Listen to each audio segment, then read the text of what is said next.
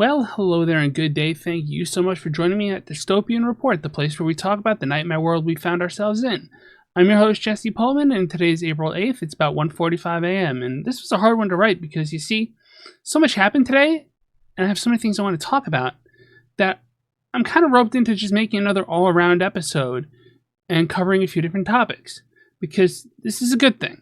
This means that the news has actually stayed on its game and made a few articles and publications about stuff that's really important. It's doing its job.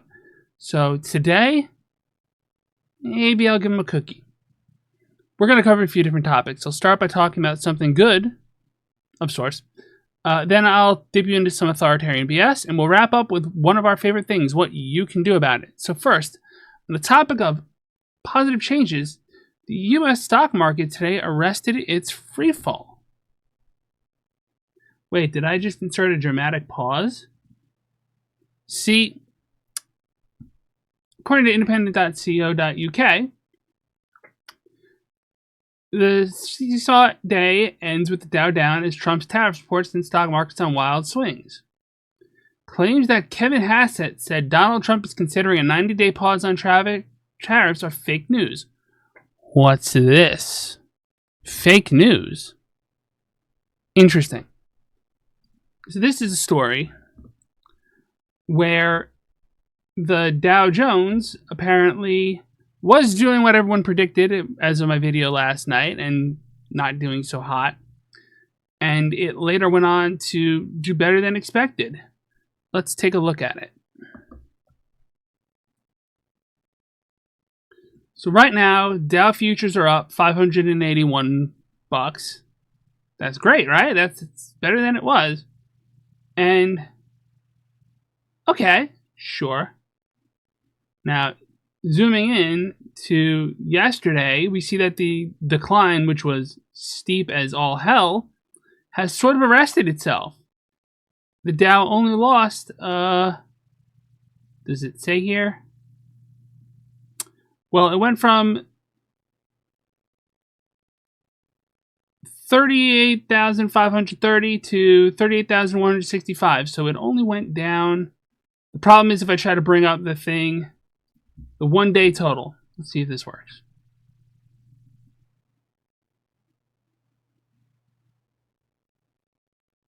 It's not helping me. I'm sorry. I apologize for wasting your time. But, yeah, what that means is that the stock market isn't falling as fast as we anticipated it would. But this has to do with news that came out. Bring you back to the article one more time. I think in the future I won't do so many swaps. It doesn't feel right. All the major markets went from major losses to significant gains back to back. 2,000-point swing because there was reporting that Kevin Hassett, who's director of the National Economic Council, said that Trump is considering a 90-day pause on tariffs. Basically, things were going down, down, down. Tariffs might not stick. Up, up, up, up. Only for the White House press secretary Carolyn Leavitt to call the reports fake news.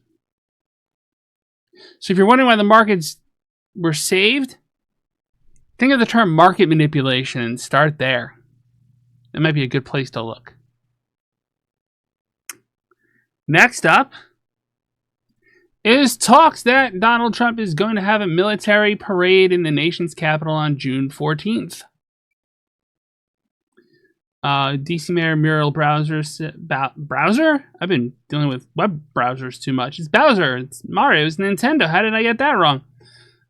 Said Monday that the administration reached out to the city about holding a parade on June 14th. And June 14th is also Trump's 79th birthday. The White House says no military parade has been scheduled. In fact, they actively deny that there's a parade scheduled.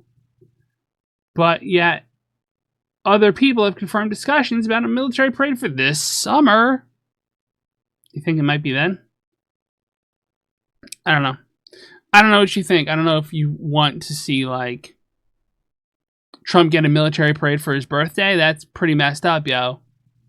We only really do that when, like, presidents die, and I mean, I got nothing on that one.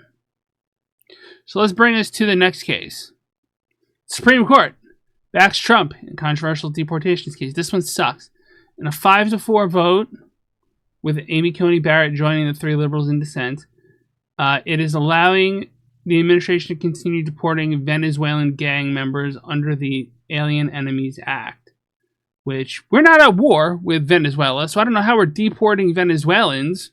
That doesn't make any freaking sense. I'm trying to save myself from the algorithm, but it's not really helping. Oh, but you have to respect a petition of habeas corpus. Really? When?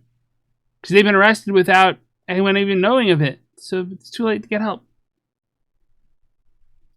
This is one of those Rubicon moments right here, by the way. If you think back to the video we made about Innuendo Studios and the idea of a Rubicon moment, this is a Rubicon moment. If this court case goes the way it's hinted at going, democracy's over. Just putting that out there, because they can grab anyone off the street and disappear you to El Salvador and claim they don't want to get you back because you're an alien enemy and never give you your day in court. So what can you do about it? What can you do about it?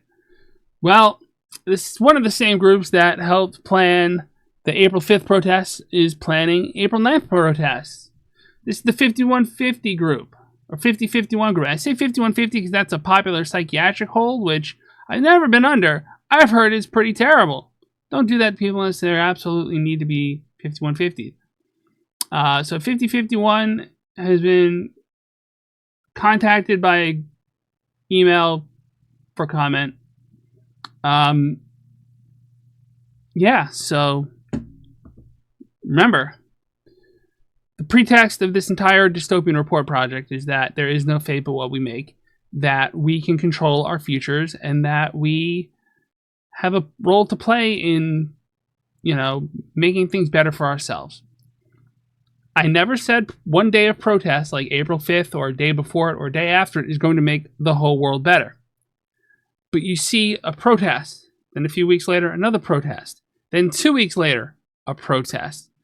If we can continue to get momentum built up, or at least sustain some of the high volume that the April 5th protests got. I mean, I've heard anywhere from 3 to 5 million. That's between 1 and 2% of the population of the United States that took their time out with things like capitalism and families and friends and children and other obligations like medical situations, or just an inability to get to a place that's anywhere near them if the protest there isn't one near them. That's pretty good. I think another protest 2 weeks from now, that's going to need buy-in from a lot of stakeholders, but if it's anywhere near me, I'll be there. And you should be too. Remember yesterday we looked at that you should be protesting sign? You should be protesting. If you can. If that means you bring a lawn chair to an event and listen to a speaker, that's fine. I don't see a lot of lawn chair folks, but I do see a lot of folks sitting up against a rail here or there. Or if you have one and you need to, use a wheelchair. Or if your situation is something a little in between those two extremes, like, I don't know. Do what you can. If you can't go protest, support the protest somehow. That's all. That's part of it. It's a diversity of tactics. That's the concept to draw away from this. Diversity of tactics. So no one thing that we do is going to win everything. If you just go, if you're playing football and you go straight down the middle every time you do a play, you might get 1 or 2 through. But eventually the defense is going to go, that's all they got. And if you don't open the field and try a pass or try a lateral, like that's a good plan. You get my point, right? I haven't watched football in years. Not seriously, anyway. Do a pass, you do a pitch out, you do... What was the one that was popular for a little while? Wildcat? Yeah, I remember Wildcat.